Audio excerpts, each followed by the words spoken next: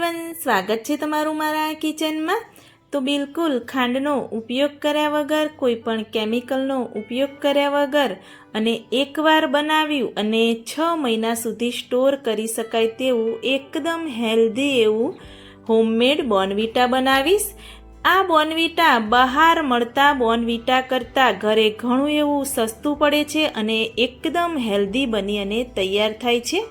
જો તમે આ બોર્નવિટાવાળું દૂધ 1 ગ્લાસ રોજ પીશો તો તમારો આખો દિવસ એકદમ એનર્જી ભર્યો જશે અને નાનાથી લઈ મોટા બધા જ બોર્નવિટા આ પી શકે છે।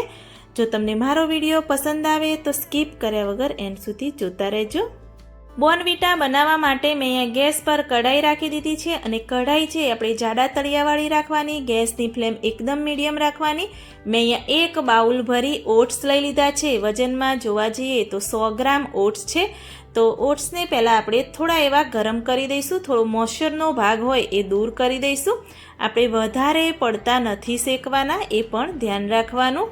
થોડા એવા ક્રન્ચી ક્રિસ્પી થાય ત્યાં સુધી એને આપણે ગરમ કરવાના છે। તો આ ઓટ્સમાંથી તમને ફાઇબર, પ્રોટીન, વિટામિન, કોલેસ્ટ્રોલ ઓછું કરવામાં મદદ કરે છે, બ્લડ સુગર કંટ્રોલ કરવામાં તમને આ મદદ કરે છે। તો સરસ એવા ઓટ્સ શેકાઈ જાય તો એને એક પ્લેટમાં લઈ લઈશું અને એ જ રીતે મખાના લઈ લઈશું। મખાનાને પણ ધીમી ગેસની ફ્લેમ પર શેકતા રહીશું અને મખાના પણ મેં અહીંયા 100 ગ્રામ લીધા છે। તો એને પણ ક્રન્ચી થાય, થોડા ગરમ થાય ત્યાં સુધી આપણે શેકવાના છે। તો મખાનામાંથી આપણને પ્રોટીન અને કેલ્શિયમ ભરપૂર માત્રામાં મળી રહે છે અને સાથે સાથે હાડકાં પણ મજબૂત કરવામાં મદદ કરે છે। તો સરસ એવા મખાના પણ શેકાઈ ગયા છે, એને પણ એક પ્લેટમાં લઈ લઈશું અને એ જ રીતે કઢાઈ ફરીથી ગેસ પર રાખી અને ડ્રાયફ્રૂટ લઈ લઈશું। તો કાજુ, બદામ અને પિસ્તા મેં લઈ લીધા છે। તમને બીજા કોઈ ડ્રાયફ્રૂટ પસંદ હોય જેમ કે અખરોટ છે તો એ પણ તમે લઈ શકો છો। કાજુ, બદામ, પિસ્તા મેં 50-50 ગ્રામ લીધા છે। બધાનું માપ સરખું રાખવાનું છે અને થોડો એવો મોઇશ્ચરનો ભાગ દૂર થાય એ રીતે આપણે એને શેકી દઈશું। અને કાજુ, બદામ અને પિસ્તામાંથી પણ પ્રોટીન, ફાઇબરથી ભરપૂર હોય છે, તો એમાંથી પણ આપણે ઘણા બધા વિટામિન્સ મળી રહે છે। તો એ જ રીતે મેં અહીંયા 1 બાઉલમાં દાળિયા લઈ લીધા છે અને દાળિયા મેં 50 ગ્રામ લીધા છે। તમે એની જગ્યાએ વધારે પ્રમાણ લેવું હોય કે 100 ગ્રામ લેવું હોય તો પણ લઈ શકો છો અને દાળિયાની જગ્યાએ જે મોળા ચણા આવે છે એ ફોલેલા ચણા પણ તમે લઈ શકો છો। મસાલાવાળા ચણા નથી લેવાના, એ પણ ખાસ ધ્યાન રાખવાનું। તો આ દાળિયા છે એ પણ પ્રોટીન અને ફાઇબરથી ભરપૂર હોય છે અને બ્લડ પ્રેશર કંટ્રોલ કરવામાં પણ ખૂબ જ એવી મદદ કરે છે।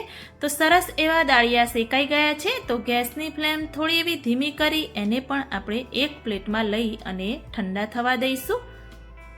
તો એ રીતે મેં અહીંયા 2 ચમચી ભરી ખસખસ લઈ લીધી છે, એને પણ થોડી એવી ગરમ કરી દઈશું। એને વધારે પડતી શેકવાની નથી અને ગેસની ફ્લેમ એકદમ મીડિયમ રાખવાની છે। ખસ છે એને ગરમ થતાં કે શેકાતા જરાય વાર નથી લાગતી અને એમાં પણ આ રીતે સતત ચમચી હલાવતા રહેવાનું, એટલે જરાય દાજી ન જાય, બળી ન જાય ને ગેસની ફ્લેમ મીડિયમ રાખી અને શેકવાની। એને પણ એક પ્લેટમાં લઈ હવે આપણે થોડા એવા સીડ્સ શેકી દઈશું। 25 ગ્રામ જેવા મગજતરીના બી લઈ લીધા, એ જ રીતે 25 ગ્રામ મેં અહીંયા પમ્પકિન સીડ્સ લઈ લીધા છે અને 25 ગ્રામ સૂર્યમુખીના સીડ્સ લઈ લીધા, જેને સૂરજમુખીના બી પણ આપણે કહી શકીએ। આ બધાને એક સાથે આપણે શેકીશું, ગરમ કરીશું, કેમ કે આ બધાને શેકાતા એક જેટલો જ સમય લાગે છે, એટલે આપણે એક સાથે શેકીને રેડી કરીશું।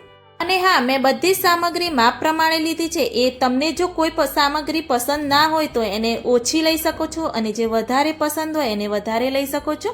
તો આ રીતે બધું જ આપણે શેકાઈ ગયું છે, સીડ્સ પણ સરસ એવા ગરમ થઈ ગયા છે। તો એને નીચે ઉતારી અને થોડી વાર માટે બધું જ આપણે ઠંડુ થવા દઈશું। તો ઠંડુ થઈ જાય એટલે એક મિક્સર જાર લઈ લઈશું, એમાં પહેલાં આપણે મખાના એડ કરી દઈશું અને મખાનાને એકદમ પાવડર ફોર્મમાં આપણે દળી અને રેડી કરીશું। તો આ રીતે તમે જોઈ શકો છો એકદમ પાવડર જેવો આપણે ભૂકો કરી દીધો। બસ એમાં તરત જ આપણે જે ઓટ્સ શેકીને રાખ્યા હતા, ઓટ્સ, દાળિયા અને ખસખસ છે એ 3 સામગ્રી અંદર એડ કરી ફરીથી એકદમ ઝીણો એવો પાવડર આ રીતેનો કરી દેવાનો। તો એ પણ મેં કરી દીધો। હવે આપણે જે કાજુ, બદામ, પિસ્તા છે એ અંદર એડ કરી દઈશું। જે સીડ્સ શેક્યા હતા એ પણ અંદર એડ કરી દઈશું. અને હા, કાજુ અને સીડ્સમાં બધામાં તેલનો ભાગ હોય છે, એટલે હવે મિક્સરને ચાલુ બંધ કરીને જ આપણે પીસવાનું, એ ખાસ ધ્યાન રાખવાનું. તો તમે જોઈ શકો છો કે સરસ એવો પાવડર બની ગયો છે. અને મેં અહીંયા અડધો બાઉલથી થોડી વધારે સાકર પીસેલી લીધી છે. સાકરની જગ્યાએ તમે ગોળનો જે પાવડર આવે છે એ પણ તમે ઉપયોગ કરી શકો છો, અને આખી સાકર આવે છે એનો પણ ઉપયોગ કરી શકો છો. તમારે જેવું મીઠું જોઈએ એ રીતે સાકર લઈ લેવાની. મેં એક બાઉલમાં 3 ટેબલ સ્પૂન દૂધનો પાવડર લીધો છે. જો તમને પસંદ ન હોય તો તમે એને સ્કીપ પણ કરી શકો છો, એ ઓપ્શનલ છે. અને એ જ રીતે એક બાઉલમાં મેં અહીંયા 4 ટેબલ સ્પૂન કોકો પાવડર લઈ લીધો છે.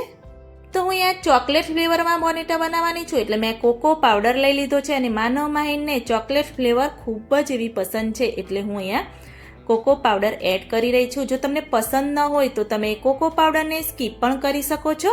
તો ઢાંકણ બંધ કરી ફરીથી એને આપણે મિક્સ કરી દઈશું, એટલે બધું સરસ એક સરખું આ રીતેનું મિક્સ થઈ જાય. તો તમે જોઈ શકો છો કે એકદમ બજાર જેવું પરફેક્ટ એવો કલર અને એવું જ બોર્નવિટા બની અને તૈયાર થયું છે. તો આને આપણે થોડું એવું ચાળી લઈશું. એકદમ ઝીણી કાણાવાળી ચારણી હોય એમાં તમારે ચાળી લેવાનું, એટલે ઉપર નાના એવા ટુકડા જો બદામના કે કોઈ રહી ગયા હોય તો ઉપર આવશે.